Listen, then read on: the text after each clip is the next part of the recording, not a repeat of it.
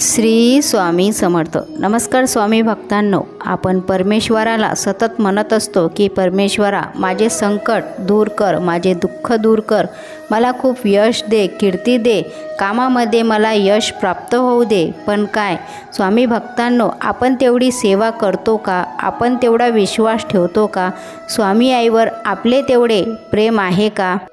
कारण आपल्याला तेवढा स्वामींवर विश्वास पाहिजे, कष्ट पाहिजे, त्याचबरोबर सेवासुद्धा पाहिजे. सेवा केल्याने जे नशिबात नाही ते सुद्धा आपल्याला मिळतं. कष्ट केल्याने घरामध्ये लक्ष्मी टिकून राहते, पैसा येतो आणि स्वामींवर विश्वास असेल तर आपल्यावरती कुठलंही संकट असू द्या किंवा आपण कुठलेही काम हाती घेतलं तर स्वामी आई ते पूर्ण करतात. कारण आपला विश्वासच ते काम पूर्ण करते.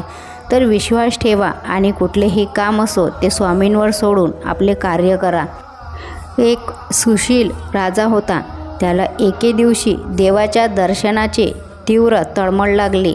तेव्हा त्याने आपल्या सभेतील पंडितापैकी प्रत्येकाला तुम्ही देव पाहिलात का असा प्रश्न विचारला. तेव्हा त्या अर्थी आपण मोठे पंडित म्हणून घेतो, त्या अर्थी नाही म्हणणे शोभणार नाही अशा विचाराने प्रत्येकाने होय असे उत्तर दिले. ते ऐकताच राजा म्हणाला, तर मग आत्ताच्या आत्ता मला देवाचे दर्शन घडवा. पंडित म्हणाले, सहजासहजी देवाचे दर्शन कसे होईल?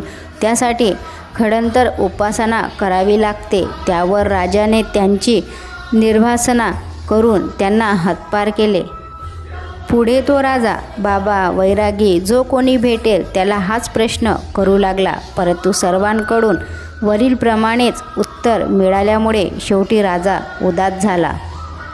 पुढे एके दिवशी अकस्मात राजसभेत एक साधूचे येणे झाले. राजाने त्यास बसावयास आसन देऊन वरीलप्रमाणे प्रश्न विचारला. तेव्हा साधू म्हणाला, राजा तू आधी माझे सांगणे ऐक, त्यावर तुझ्या प्रश्नाचे जे पाहिजे तसे उत्तर मी तुला देईन. या गावात जेवढे म्हणून सराफ आहेत त्या सर्वांना तू सभेत बोलावणे कर. ठरल्याप्रमाणे सभा भरली. थोड्या वेळाने साधूने सराफांना आपल्यासमोर रांगेत उभे केले आणि प्रश्न विचारला की तुम्ही हिऱ्यांची परीक्षा जाणता का? सराफाने होकारती मान डोलवली. साधू म्हणाला, मला आत्ताच्या आत्ता ही खुबी शिकवा. सराफ म्हणाला, साधू महाराज, ही खुबी शिकायला मला 14 वर्ष लागली. तेव्हा कुठे आता मी हिऱ्यांची पारख करू लागलो आहे. ही विद्या अशी क्षणार्धात अकस्मात होणारी नाही. त्यासाठी सराफाच्या सहवासात काही वर्ष घालवावी लागतात. त्यानंतर साधूने प्रत्येक सराफासमोर तोच प्रश्न ठेवला. कोणी 10 तर कोणी 15 तर कोणी 20 वर्ष ही विद्या हस्तगत केली असे सांगितले. एक जण तर म्हणाला, ही विद्या अशी लगेच येणारी असते तर माझे वडील सराफ असूनही मला त्यांच्याकडून शिकायला 12 वर्ष लागली नसती. हे सर्व ऐकल्यानंतर साधू राजाला म्हणाला, राजेंद्र, हे सर्व सराफ काय म्हणतात ते ऐकलंस का? त्याच्या उत्तरात तुझ्याही प्रश्नाचे उत्तर दडले आहे. हिऱ्यांची पारख करायला एवढी वर्ष घालवावी लागतात तर परमात्म्याला पाहण्याची विद्या एका क्षणात कशी अवगत होईल? त्यासाठी सत्संग केला पाहिजे, नामस्मरण केले पाहिजे.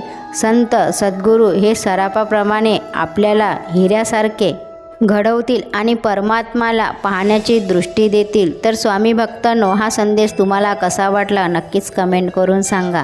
आणि आपल्या स्वामी भक्ती चॅनलला सबस्क्राईब करा, लाईक करा. श्री स्वामी समर्थ टाईप करा. स्वामी तुमच्या सर्व इच्छा स्वप्न पूर्ण करो ही स्वामीचरणी प्रार्थना. भेटूया नवीन संदेशासोबत.